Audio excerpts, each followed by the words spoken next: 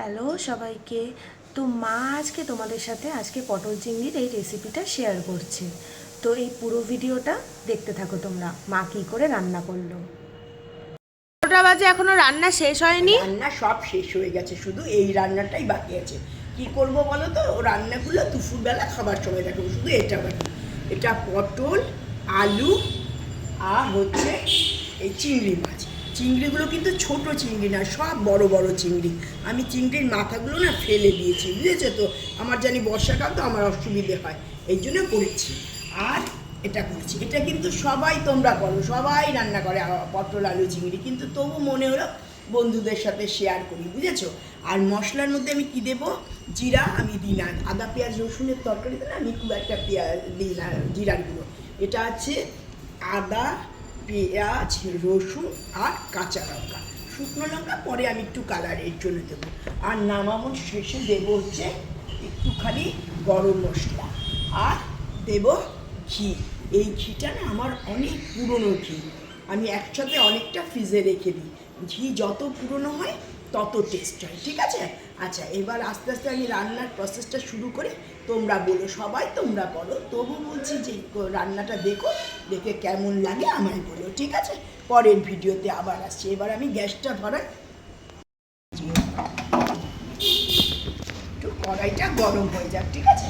একটু কড়াইটা গরম করতে দিলাম, পুরো গরম হয়ে গেছে। এবার আমি দেব সর্ষের তেল। তেলটা একটু গরম করতে হবে, হ্যাঁ, সর্ষের তেল দিলেন।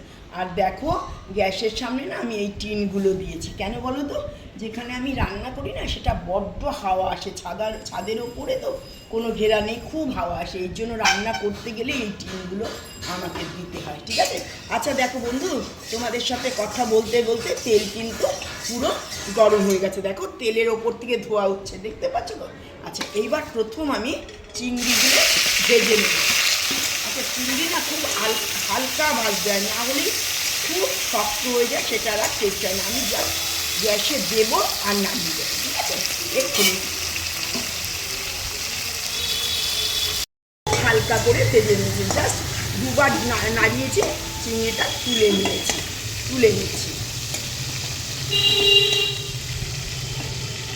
চিংড়িটা তুলে নিয়েছি। আচ্ছা, এবার কিন্তু আমি পটলগুলো দিতে পারতাম, কিন্তু পটলগুলো দিলে কী হয় বলো তো, পটলগুলো দিলে না তেলটা পুরো কালো হয়ে যায়, তার জন্য আমি এবার ভেজে নেব আলুগুলো।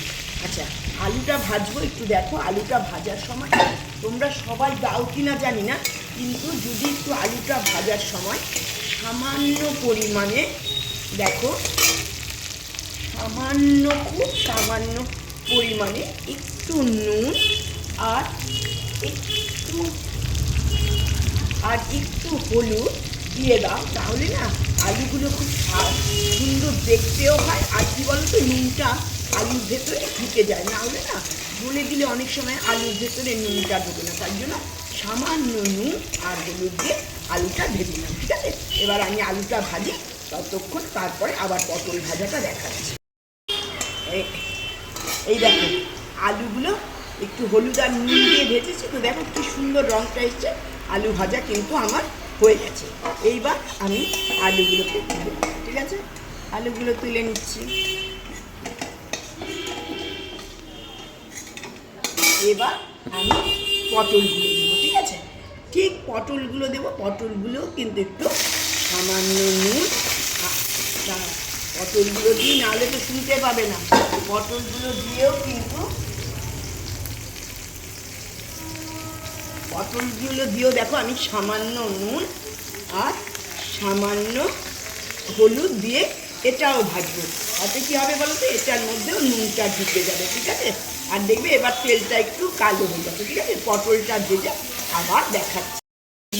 পটলটাও কিন্তু আমার ভাজা হয়ে গেল, কিন্তু এখানে আমি একটা ছোট্ট বুদ্ধি করেছি, কি বলো তো, দেখো তোমরা, এই পটলের তেলটা না সবসময় কালো হয়ে যায়, তোমরা রান্না করো তোমরাও জানো, কিন্তু আমি এতই কম তেলে মানে পটলটা ভেজেছি, বুঝেছো তো। দেখো কড়াইতে কিন্তু একটুও তেল নেই, কালো হওয়ারও কোনো প্রশ্ন নেই, সুতরাং আমি এবার ঝোল করার জন্য একটু তেল দিয়ে নেব। আর যদি পটলটা একটু বেশি তেলে করতাম না গো, তাহলে কী হতো বলো তো, তেলটা একেবারে কালো হয়ে যেত, ঠিক আছে। এবার তেলটা কড়াই গরম তো তেল চটপটে গরম হয়ে যাবে। একটু তাও রাখি, তেলটা একটু গরম হয়ে গেছে, দেখো ধোয়া উঠছে। ঠিক আছে, এবার আমি কি করব, এই সামান্য একটু পেঁয়াজ ফোড়নে দেবো। আচ্ছা, এখানে আমি আরেকটা কাজ করব, সেটা তোমাদের বলি, পেঁয়াজটা ভাজতে বলি, তারাও পেঁয়াজটা একটু ভেজে নিই। আর এখানে আমি একটা কাজ করছি, কী করবো বলো তো, এই যে 1 বাটি গরম জল নেব, এই 1 বাটি জল নিলাম। এই জলটা আমি পাশে ওভেনটায় উনুনে বসিয়ে দেবো, গ্যাসটা, হ্যাঁ, এটাই বসিয়ে দিলাম। কী বলো তো, জলটা গরম হলে না, সেই জলটা দিয়ে যদি ঝোলটা করি, তাহলে সেই ঝোলটা কিন্তু অনেক টেস্ট হয়। কাঁচা ঝোলটা জলে না খুব একটা টেস্ট হয় না, এই জন্য আমি ওই দিক দিয়ে গরম জলটা, যেই জলটা ঝোলে দেবো সেটা এখানে গরম করতে দিলাম। আচ্ছা, এখানে তো আমি তোমাদের বলেই দিলাম, আদা পেঁয়াজ রসুন এই মশলাটা দিয়ে দিই, ঠিক আছে। আচ্ছা, এবার আমি পরপর তোমাদের একটু দেখিয়ে দিই আমি মশলাটা কষাই, পরে আবার আমি বারবারই বলেছি এটাতে জিরার গুঁড়ো দেবো না, সুতরাং কী করব, সামান্য পরিমাণে নুন, এই 2 চামচ মতো হলুদ,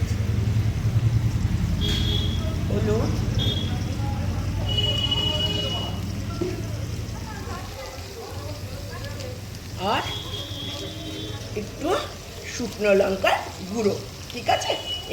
এবার আমি কী করব, সুন্দর করে মশলাটাকে কষাবো, ঠিক আছে। তাহলে এখানে এখন শুধু কি অ্যাড করলাম, নুন, শুকনো লঙ্কার গুঁড়ো আর হলুদ, ঠিক আছে। এবার আমি মশলাটা কষে তারপরে আবার আসছি। আচ্ছা দেখো, এবার কিন্তু মশলাটা মোটামুটি পুরো কষে গেছে, ঠিক আছে। এবার যখন মশলাটা মোটামুটি এই রকম জায়গায় কষে যাবে না, তখন কি করবে বলো তো, এই যে পটল আলু আর এই যে বড় বড় চিংড়ি মাছগুলো, এগুলো সব আমি এটার মধ্যে দিয়ে দেবো, ঠিক আছে।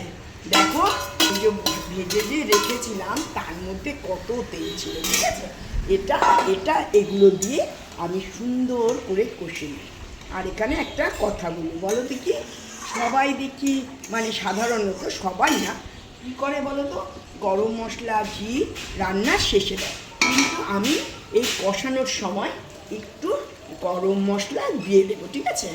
আচ্ছা, তাহলে গরম মশলা না উগ্র গন্ধটা আর থাকে না, ঠিক আছে। এটা দিয়ে দিলাম। আর কি করব, সামান্য পরিমাণে ঘিটা কিন্তু আমি পরে দেবো, এটা কিন্তু সামান্য পরিমাণে, ঘি খাওয়া তো খুব একটা ভালো না, এই জন্য ঘিটা সামান্য পরিমাণে একটু দিলাম। আর দেখো, নামানোর শেষ আবার দেবো, ঠিক আছে। এটা দিয়ে ভালো করে কিন্তু আর একটু কষাবো। আর এইখান দিয়ে কিন্তু মোটামুটি দেখো, এটা কিন্তু কষানো হয়ে যাচ্ছে, ঠিক আছে। এটা কষানো হয়ে যাচ্ছে, আবার একটু ঢেকে রাখবো। এটা তাহলে কী বলো তো, আলু পটল এই যে চিংড়ি মাছের মধ্যে সুন্দর করে মশলাটা, আমার না শুধু চিংড়ি মাছগুলো দেখাতে ইচ্ছে করছে, দেখো কি সুন্দর চিংড়ি মাছগুলো হালকা ভেজেছে, ঠিক আছে। আর এইখান দিয়ে দেখো, আমার কিন্তু যেই ঝোল দেব সেই জলটাও ফুটে গেছে, গরম হয়ে গেছে, ঠিক আছে। এবার নামানোর সময় আবার দেখাচ্ছি, কিন্তু একদম চকবক করে ফুটে গেছে। সেই সঙ্গে দেখো, প্রত্যেকটা তরকারি, চিংড়ি মাছ বলো, আলু বলো, পটল বলো, সব কিছু একদম মশলার সাথে মেখে গেছে। এবার কী হবে বলো তো, নুন মশলা সব বলে, এবার আমি একটু পরিমাণ মতো জল দেবো। পুরোটা গরম করেছি মানে দেবো না, যতটুকু প্রয়োজন বলো সেইটুকুনি দেবো। এবার আলু পটলে দিয়েছি, এই দিয়ে ব্যাস, আমাদের কিন্তু আর কিচ্ছু দেওয়ার বাকি নেই। এইবার দেখো, ওই যে আমি বলেছিলাম তখন একটু ঘি দিয়েছিলাম, এইবার আমি একটু জাস্ট ঘি দিয়ে এটা বন্ধ করে দেবো, বুঝেছো। একটু সেদ্ধ হতে হবে তো, তরকারিটা একটু বড়, তাহলে আমি কী করবো বলো তো, যে একটু বড় তো তরকারিটা, তাহলে আমি আর একটু ঝোল দিয়ে দেবো, ঠিক আছে। আর একটু সামান্য পরিমাণে জল দিয়ে দিচ্ছি, ব্যাস, ঠিক আছে। আচ্ছা দেখো, জলটা যত ফুটানো, তাই এবার কি করব, আমি অল্প একটু আবার সামান্য পরিমাণে ঘি দিয়ে,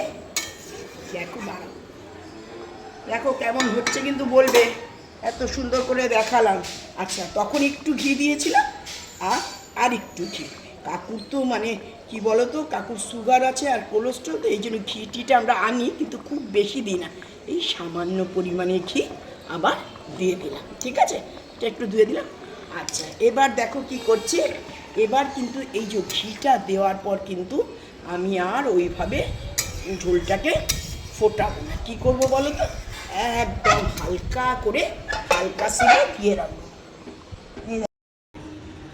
দেখো রান্না শেষ হয়ে গেছে, ঠিক আছে, দেখো রঙটা কেমন হয়েছে। এবার আমি তরকারিটা নামিয়ে নেব, তরকারিটা